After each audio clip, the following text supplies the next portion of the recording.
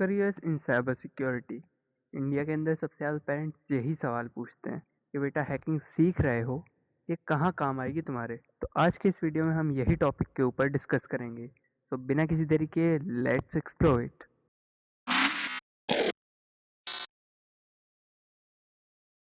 सो careers के बारे में जानने से पहले बहुत ज़रूरी है कि हम साइबर सिक्योरिटी को पहले समझें कि साइबर सिक्योरिटी क्या है, एथिकल हैकर्स क्या हैं, एथिकल हैकर्स क्या काम करते हैं, आईओटी इसको सिक्योरिटी की क्यों ज़रूरत होती है और इंडिया में इसका कितना स्कोप होने वाला है। तो अगर हम data security council of India की एक रिपोर्ट की माने तो $35 बिलियन तक 2025 तक साइबर सिक्योरिटी मार्केट ग्रो होगा, यानी कि स्कोप बहुत ज़्यादा है आगे। और अगर हम देखें इंडिया में तो एक रिपोर्ट के हिसाब से टिल 2020 तक हम लोगों को 1 मिलियन हैकर चाहिए होते हैं, लेकिन वो हम फुलफिल अभी तक नहीं कर पाए हैं। ये 2020 आ चुका है फिर भी हम नहीं कर पाए हैं। तो इसीलिए हैकर्स की बहुत ज़्यादा ज़रूरत है इंडिया में। तो अगर हम अभी देखें कि इंडिया में साइबर सिक्योरिटी का रोल, तो जैसा कि आपको पता है कि बहुत सारे डेटा सर्वर्स हैं जो कि इंडिया में शिफ्ट हो रहे हैं और आईओटीज़ भी हैं जो इंडिया में यूज़ हो रही हैं, क्योंकि कोर्ट रूम्स, गवर्नमेंट ऑफिशियल्स ये सब इंटरनेट पे ही अपलोड किए जा रहे हैं ताकि ये लाइफ टाइम सिक्योर रह पाएँ। तो हैकर्स की ज़रूरत क्यों पड़ती है इंडिया में? जैसा कि अभी आपको पता है कि अभी एक चाइनीज़ थ्रेट था कि चाइनीज़ हैकर वहाँ से फ़िशिंग कर रहे हैं और इंडियन लोगों की सिक्योरिटी भंग कर रहे हैं। तो अगर हम देखें तो इंडिया में बहुत सारे साइबर क्राइम्स होते हैं, फ्रॉड होते हैं, कार्डिंग होती है, स्कैमिंग होती है, हैकिंग होती है, साइबर अटैक्स होते हैं और मालवेयर्स आते हैं। तो उन सब से सेफ करने के लिए एथिकल हैकर्स आते हैं, क्योंकि वो रिवर्स इंजीनियरिंग करके इन सब के अटैक को रोक देते हैं। तो अगर हमारे पास एथिकल हैकर होंगे तो हम बहुत सारी चीज़ें प्रिवेंट कर पाएंगे, जैसे कि data leak, fishing, hacking, fraud.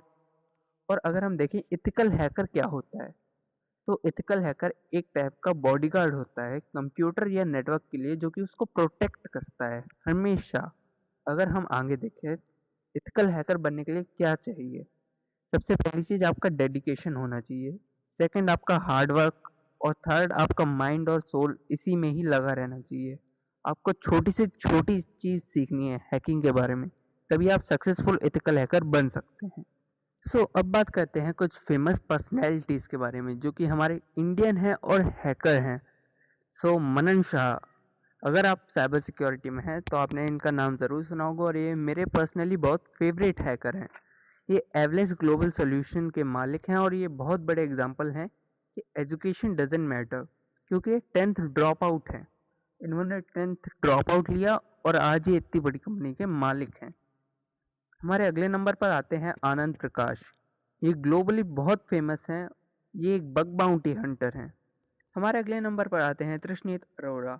ये सीईओ हैं, फाउंडर हैं टीएससी सिक्योरिटी के, और इन्होंने कुछ बुक्स भी लिखी हैं, जैसे कि hacking talk with Trishneet Arora, the hacking era और हैकिंग विद स्मार्टफोन्स। इन्होंने बहुत ज़्यादा अपना योगदान दिया है हैकिंग के फील्ड में। हमारे अगले नंबर पर आते हैं अंकित फादिया। ये एक हैकर हैं, स्पीकर हैं और एक टेलीविज़न होस्ट भी हैं, और ये बहुत सारे सेमिनार्स भी करते रहते हैं हैकिंग से रिलेटेड। अब हम देखते हैं कि इंडिया के अंदर हैकिंग का स्कोप क्या है। तो इंडिया के अंदर गवर्नमेंट को ज़रूरत पड़ती है, internet and network security companies को ज़रूरत पड़ती है, बाकी कंपनीज़ को भी ज़रूरत पड़ती है, डिटेक्टिव कंपनीज़ को ज़रूरत पड़ती है, फॉरेंसिक्स में हैकर्स की बहुत ज़्यादा ज़रूरत होती है, इंडियन आर्मी को भी ज़रूरत होती है, डिफेंस ऑर्गेनाइजेशन को भी होती है, एयरलाइंस को होती है, होटल्स को होती है, और एआई सिक्योरिटी में भी बहुत ज़्यादा ज़रूरत होती है। अब यहाँ पे हम देख लेते हैं कि अगर आपको जॉब नहीं करनी है तो आप क्या क्या कर सकते हैं। आप बग बाउंटी कर सकते हैं, अपना बिजनेस खोल सकते हैं, ट्रेनर बन सकते हैं, फ्रीलांस काम कर सकते हैं, सीटीएफ सॉल्व कर सकते हैं जो कि पेड सीटीएफ होते हैं, और ग्लोबल चैलेंजेस को भी ज्वाइन कर सकते हैं। अब हम जॉब पोस्ट की बात कर लेते हैं। तो हमारे पास होती है information security analyst, IT manager और सिक्योरिटी कंसल्टेंट।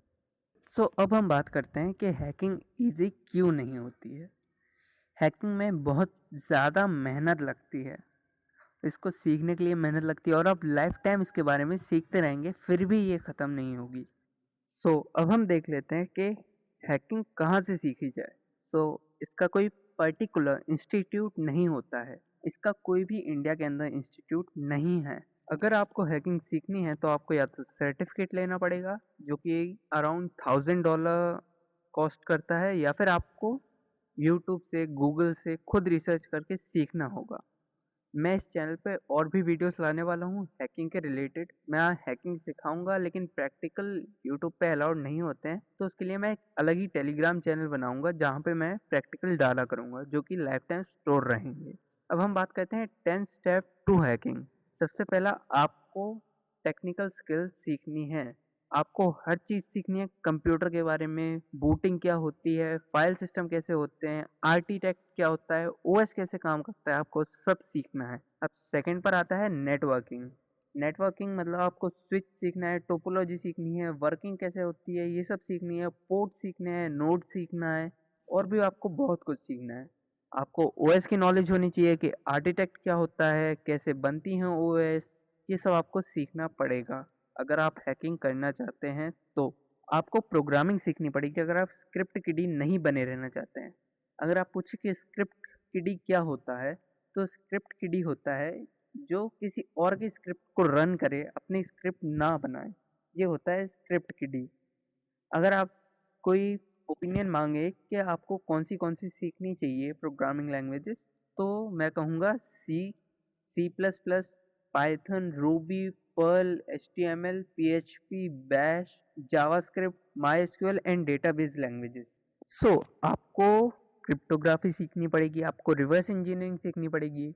अगर आप ये दोनों चीज़ सीख जाते हैं तो आप बहुत ही अच्छे हैकर बन सकते हैं। आपको वर्चुअलाइजेशन की हर एक चीज़ पता होनी चाहिए कि कैसे वर्चुअल मशीन रन करती हैं, कैसे हम एक सर्वर को कनेक्ट करते हैं, ये सब आपको सीखना ही पड़ेगा। अगला आता है साइबर लॉ, कि आप जो काम कर रहे हैं उससे रिलेटेड क्या लॉस है, आपको ये सीखना ही पड़ेगा अगर आप अच्छे हैकर बनना चाहते हैं तो। और फिर क्रिएटिव थिंकिंग एक हैकर के पास होना बहुत ज़्यादा ज़रूरी होता है। प्रॉब्लम सॉल्विंग स्किल्स होनी चाहिए, आप मैथ की प्रॉब्लम सॉल्व कर सकते हैं। फिर आती है सोशल इंजीनियरिंग। सोशल इंजीनियरिंग क्या होती है? किसी और के दिमाग से खेलना कि आप उससे कुछ भी काम करवा लो। अगर आप और किसी भी पॉइंट में वीक हैं और आपको सोशल इंजीनियरिंग अच्छे से आती है तो आप बहुत ही अच्छे हैकर बन सकते हैं। अब आपको क्या करना बहुत ज़्यादा ज़रूरी है, फोकस्ड रहिए, स्पेंड कीजिए अपना टाइम सबसे ज़्यादा कंप्यूटर्स के साथ। और एक और चीज़ है कि आप ट्राई कीजिए, अगर फेल होते हैं फिर से ट्राई कीजिए। हैकिंग पूरी इसी के ही ऊपर है। अब अगर हम बात करें कि सर्टिफिकेट या गूगल या यूट्यूब, अगर देखें तो सर्टिफिकेट ज़रूरी भी है, नहीं भी ज़रूरी है। अगर आपको जॉब चाहिए तो सर्टिफिकेट ज़रूरी थोड़ा बहुत हो जाता है, क्योंकि आप उसको अपने रिज्यूमे में लिख सकते हैं, आपको रिज्यूमे बहुत ही अच्छा बना देगा। और कुछ और चीज़ें होती हैं जैसे कि उनमें पूरा सिलेबस होता है और बहुत कुछ होता है उनमें, लेकिन उनकी प्राइसेस भी बहुत ज़्यादा होती है। अगर आप पूछे कि OSCP, जो कि ऑफेंसिव सिक्योरिटी सर्टिफाइड प्रोफेशनल, जो कि काले लिनक्स का खुद का कोर्स है, उसकी प्राइस है मिनिमम $1000, यानी कि इंडिया में अराउंड 70 to 80,000। और CEH का अगर देखें, सर्टिफाइड एथिकल हैकर कोर्स, तो उसकी प्राइस $600 है। और अगर हम देखें कि यूट्यूब से और गूगल से हम फ्री में सीख सकते हैं, लेकिन वहाँ पे पूरा पर्सनलाइज आपको नहीं मिलेगा। तो इसी के साथ ये वीडियो एंड करते हैं। Thank you guys for watching, bye.